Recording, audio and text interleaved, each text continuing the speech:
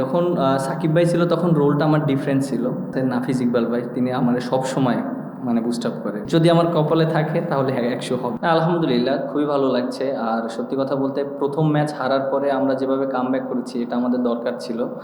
আর আমাদের সবাই কমিটমেন্ট ছিল যে আমরা ভালো করব।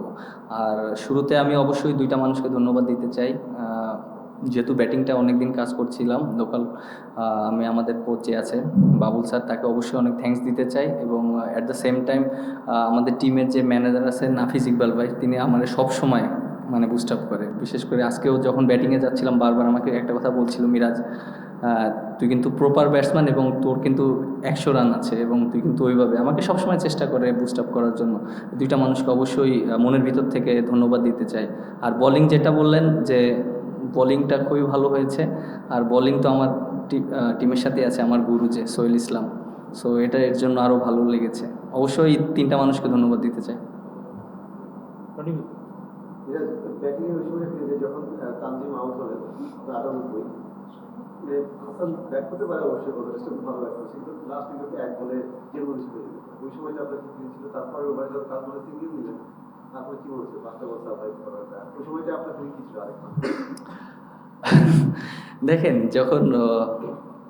আমি যখন ব্যাটিং করেছিলাম চেষ্টা করছিলাম 2টা রান যেন নিতে পারি, ওরকমই দৌড় দিছিলাম, মনে করছিলাম বলটা গ্যাবে গিয়েছে, বাট সব ফিল্ডারের হাতে গিয়েছে। বাট তারপরে লাখের উপর ছেড়ে দিয়েছি যে যদি আমার কপালে থাকে তাহলে হ্যাঁ 100 হবে, আর যদি আউট হয়ে যায় এটা তো কারো করার নেই। বাট হাসান অনেক ভালো সাপোর্ট দিয়েছে এবং সাকিব অনেক ভালো সাপোর্ট দিয়েছে, তাইজুল ভাই। আমি অবশ্যই তিনজনকে অনেক ধন্যবাদ দিতে চাই, কারণ ওরা যেভাবে আমাকে সাপোর্ট দিয়েছে ওদের জন্যই আমি 100 রান করতে পেরেছি।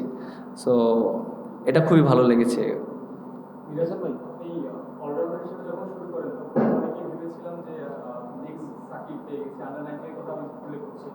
তারপরে এসে আপনি যখন টেস্ট খেলেন 52টা টেস্ট খেলেন এই ম্যাচের আগে, আপনার নামের পাশে একটা সেঞ্চুরি, 2000 রান করতে আপনি 53টা ম্যাচ খেলেছেন।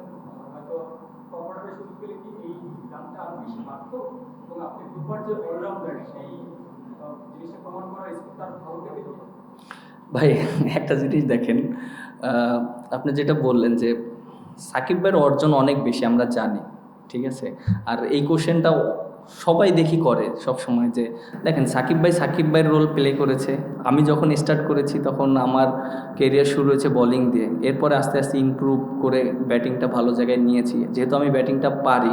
বাট আমি কখনোই নিজেকে ওইরকম চিন্তা করিনি। বাট পরে যখন চেষ্টা করেছি ব্যাটিংটা ইমপ্রুভ করেছি, হ্যাঁ আমার দ্বারা টিমের অনেক হেল্প হবে। আমি অবশ্যই ওইভাবে নিজেকে ইমপ্রুভ করার চেষ্টা করেছি এবং আমি নিজের মতন করেই খেলতে চাই, এটাই আমার ভালো লাগে। সেঞ্চুরি সংখ্যাটা কি আরেকটু বাড়তে পারতো না? মানে আপনি যে টাইপের ব্যাটসম্যান আমরা দেখেছি, আমাদের তো অনেক রান পেয়েছে, আরেকটু বাড়তে পারতো না আপনার নামের পাশে? এটা আপনার আরেকটু দেখেন অনেক অপরচুনিটি ছিল 100 মারার মতন, অনেকগুলো মিস হয়ে গিয়েছে। সো ওইগুলো যদি হতো তখন আরও বেশি ভালো হতো, 4-5টা যদি থাকতো তাহলে আরও ভালো হতো।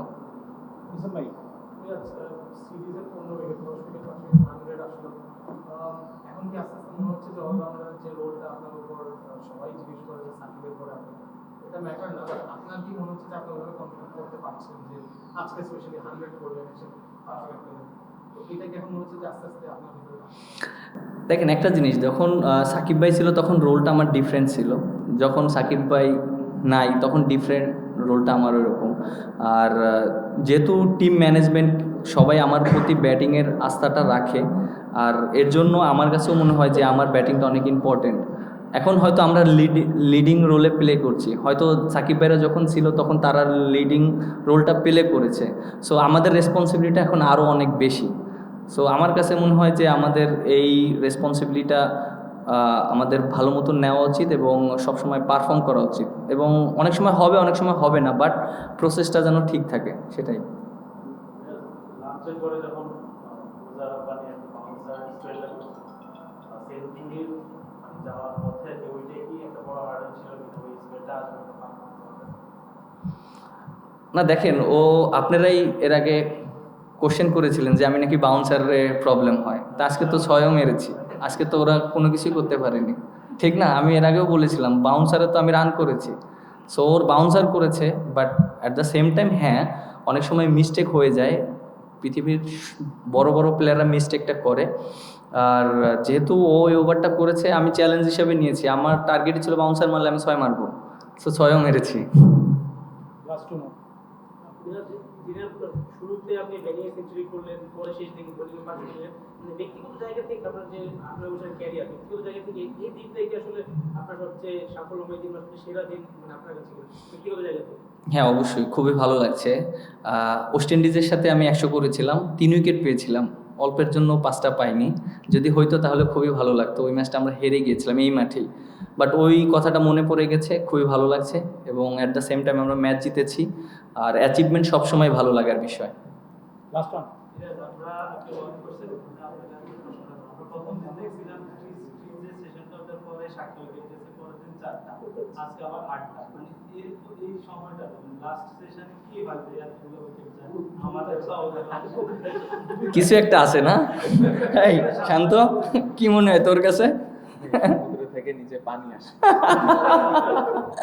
না, অ্যাকচুয়ালি একটা জিনিস দেখেন যে মোমেন্টাম খুবই ইম্পর্টেন্ট। আগের দিন যেটা নাইম আর আমি প্রায় 10টা ওভারে একটা স্পেল করেছিলাম, দুই সাইড থেকে একটা প্রেশার ক্রিয়েট হওয়ার কারণে কিন্তু আমরা পরের দিকে ভালো বোলিং করেছি। উইকেটগুলো তাইজুল ভাই খুব ভালো উইকেট নিয়েছে, এবং আজকেও দেখেন এক সাইড থেকে কিন্তু আমি প্রেশার ক্রিয়েট করেছি, তাইজুল ভাই প্রেশার ক্রিয়েট করেছে, উইকেটগুলো পড়েছে। ক্রিকেট খেলাটা এরকমই, আপনি যখন প্রেশার ক্রিয়েট করবেন দুই এন্ড থেকে, তখন অপরচুনিটি ক্রিয়েট হবে এবং চান্সগুলো নিতে হবে। সো আমাদের ওভারঅল সবাই চান্সগুলো ভালো মতো নিয়েছে।